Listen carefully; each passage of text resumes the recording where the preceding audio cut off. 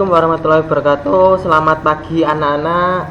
Salam sejahtera. Hari ini kita akan belajar masih tema 2 memasuki subtema 4, yaitu menyayangi hewan. Nanti kita akan bahas pembelajaran 1 dan 2. Nah, sebelum memulai pelajaran pada pagi hari ini, mari kita berdoa dulu.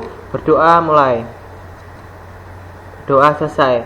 Oke anak-anak, kita akan bahas ya. Kita masuk di subtema 4, masih tema 2, yakni ini menyayangi hewan, pembelajaran 1, menyusun daftar pertanyaan wawancara. Nah, kemarin kita sudah belajar yaitu bagaimana sih caranya mewawancarai seseorang itu, yaitu dengan cara menentukan tema, terus si narasumbernya, baru kita susun dulu pertanyaan-pertanyaan yang ingin dilontarkan kepada si narasumber. Nah, ini adalah caranya. 1. Daftar pertanyaan harus disiapkan agar wawancara terlaksana dengan baik. Nah, ini daftar pertanyaan harus disiapkan agar wawancara terlaksana dengan baik.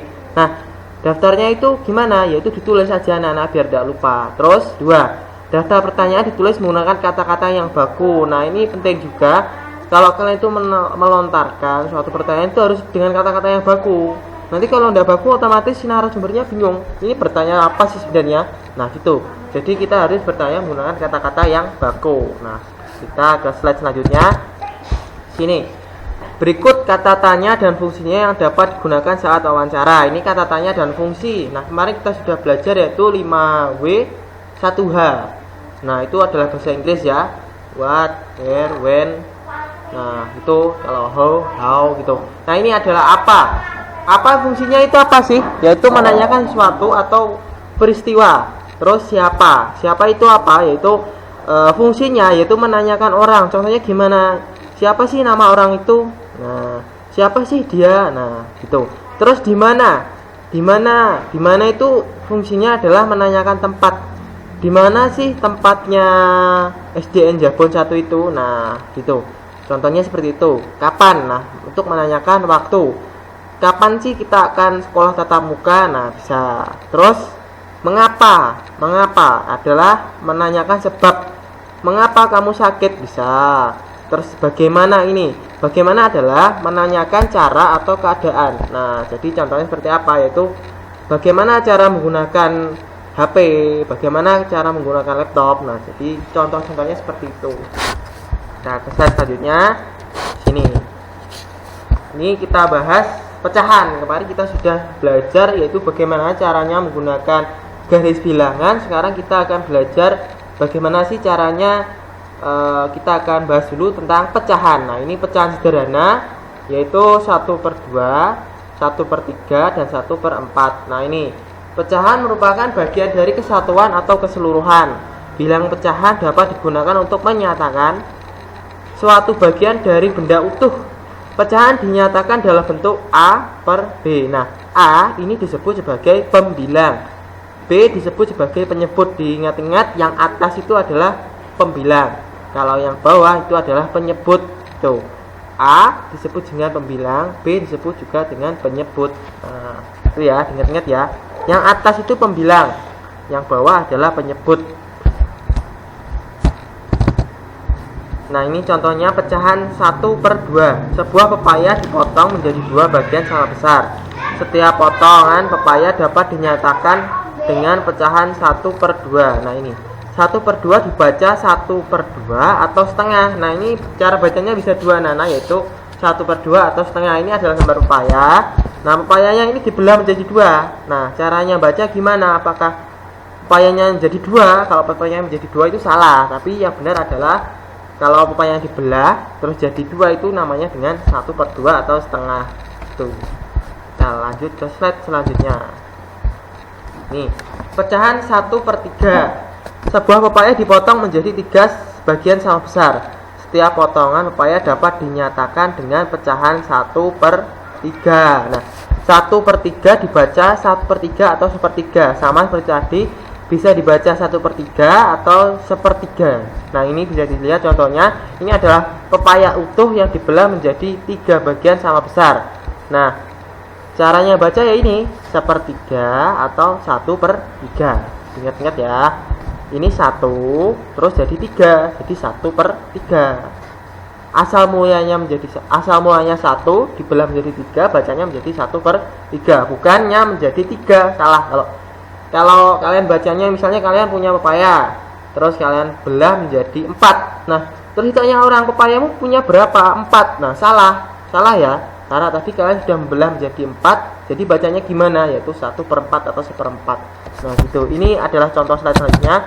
Nah, ini kebetulan adalah pecahan 1/4. Nah, ini sebuah pepaya dipotong menjadi 4 bagian sama besar.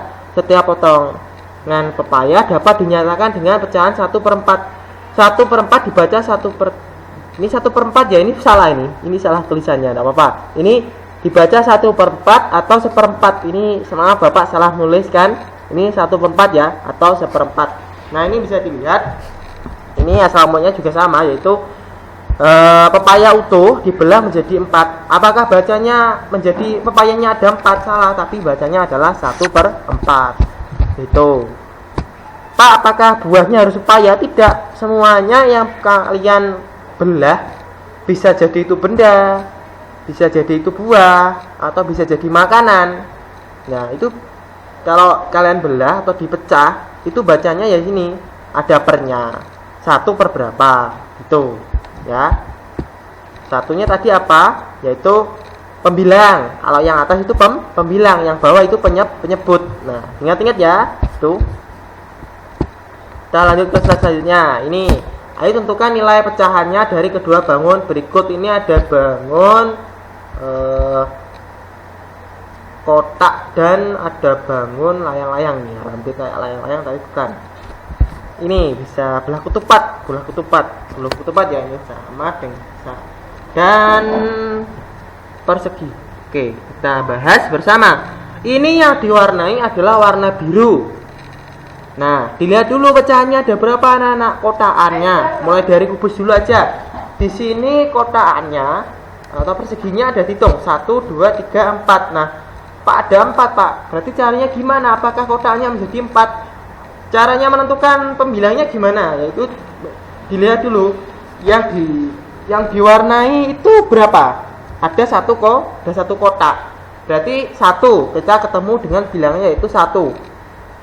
Yaitu pembilangnya 1. Pak, kenapa kok 1? Ya karena warnanya yang kotak cuma 1. Terus yang putih ada berapa? 1, 2, 3. Apakah 3? Salah kalau 3. Dihitung semuanya ya. Kalau penyebut itu dihitung semuanya. Walaupun itu warna tetap dihitung. 1, 2, 3, 4. Berarti 1/4. Caranya gitu. Nah, sama seperti yang ini. Ini ada segitiganya 2, yang atas dan yang bawah. Nah, cara yang itu gimana Pak?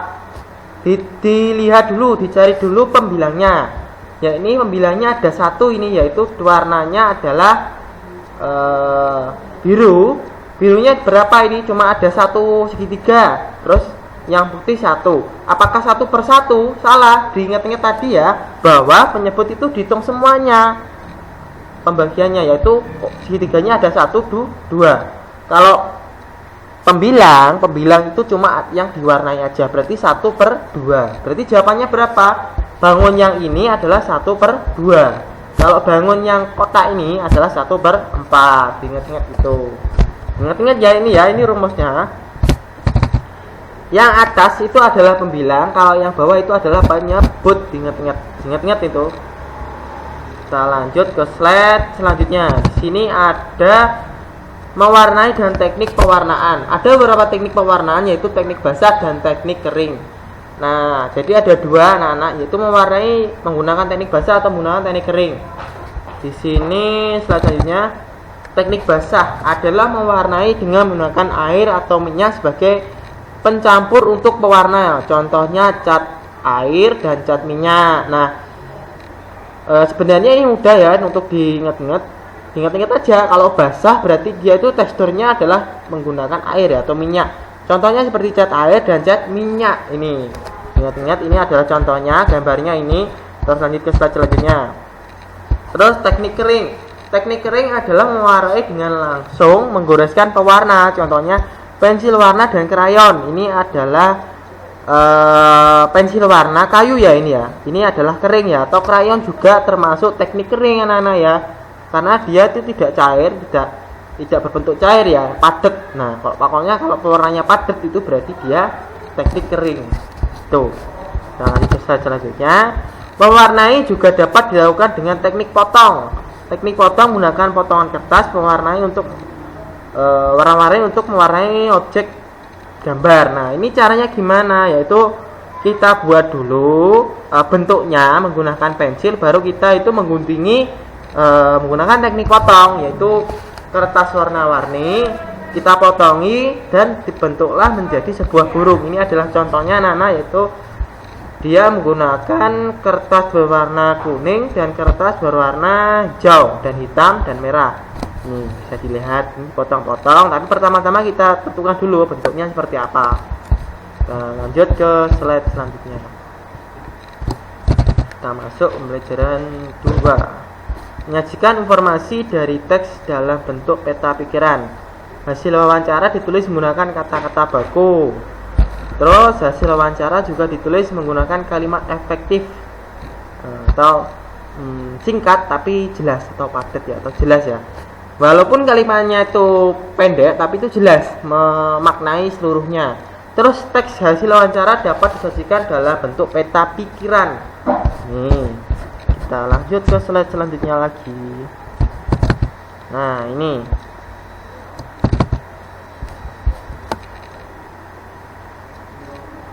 agak lemot ya anak-anak ya, bentar. Terus ini manfaat berbagai peran saat melakukan kegiatan di rumah. Kemarin kita sudah bahas peran-peran dari semua anggota keluarga ya di Google Meet. Nah, ini adalah salah satu contohnya, yaitu manfaatnya apa sih yang bisa kita terima saat kita itu melakukan kegiatan peran, yang berbagi kegiatan peran saat dilakukan di rumah, yaitu 1. Pekerjaan lebih cepat selesai. 2. Pekerjaan akan terasa lebih ringan.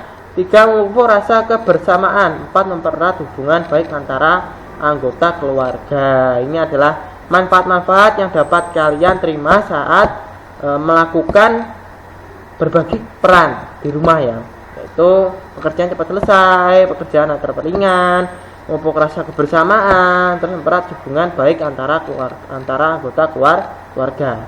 Oke, terima kasih anak-anak. Sekian dulu pembelajaran pada pagi hari ini.